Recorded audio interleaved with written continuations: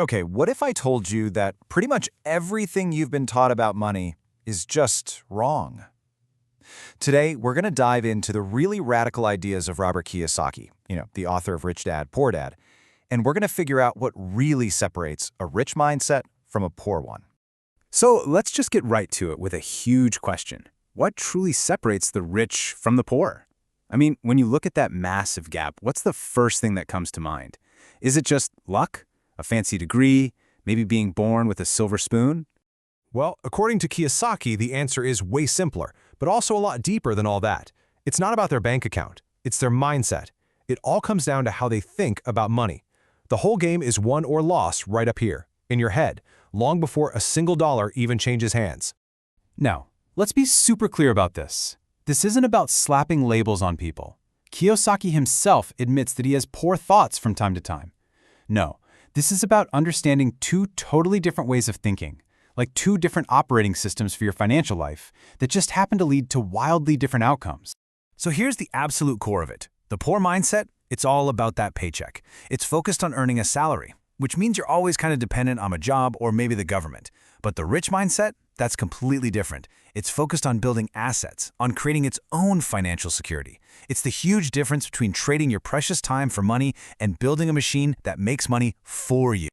So you might be asking, how do so many of us get stuck in that first way of thinking? Well, the truth is, we're basically trained for it from the time we're kids. Kiyosaki has a great name for this traditional path. He calls it a trap, a pair of golden handcuffs.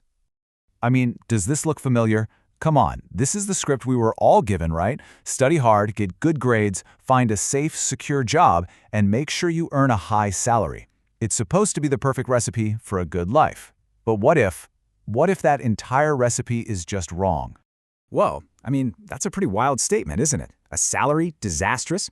It flies in the face of everything we're told. But see, Kiyosaki's rich dad believed that the second you accept a salary, you adopt an employee mindset. You're now officially trading your limited time for money, and your potential to earn is forever stuck at whatever number someone else decides you're worth. Okay, so if the traditional path is a trap, what's the way out? What's the alternative? Well, it's the path of the entrepreneur.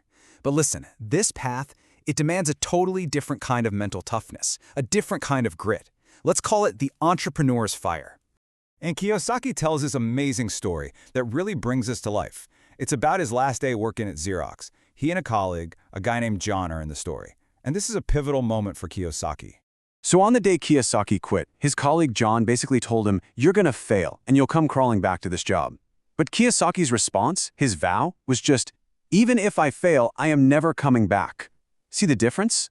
One guy is projecting his own fear. The other has made a vow. He's burned the ships. There is no going back. And that is the mindset.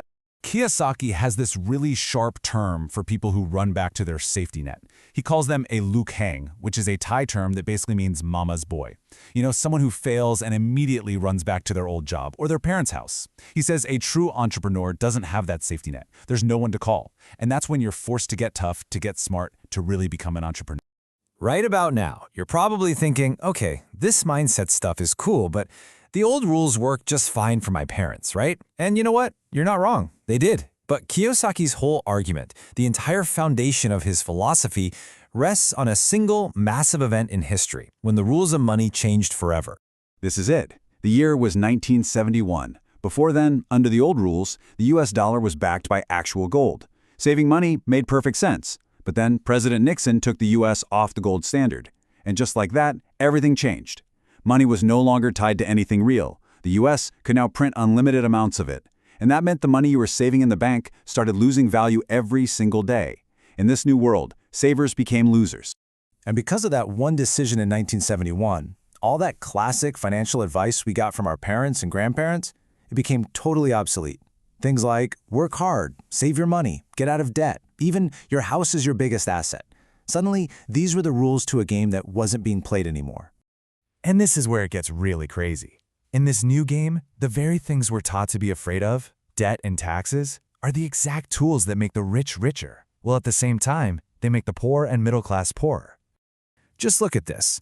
Let's take a doctor who's making $1 million a year. That sounds amazing, right?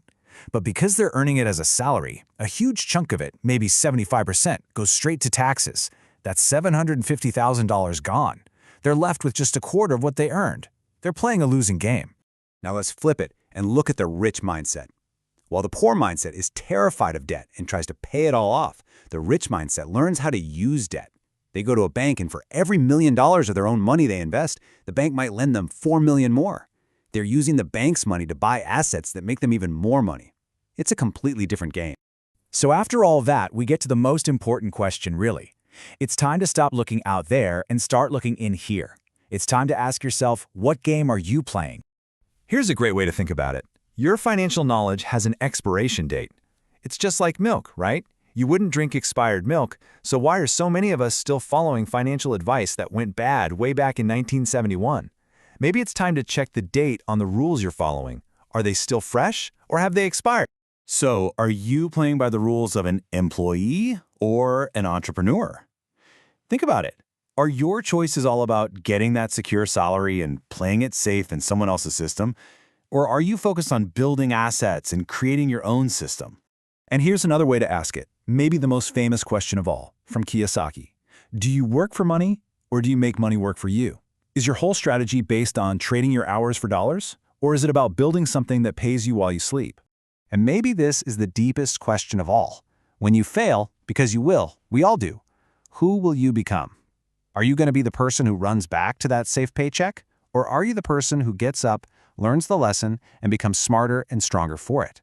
Because really, your answer to that question, that doesn't just reveal your mindset, it will probably define your entire financial future.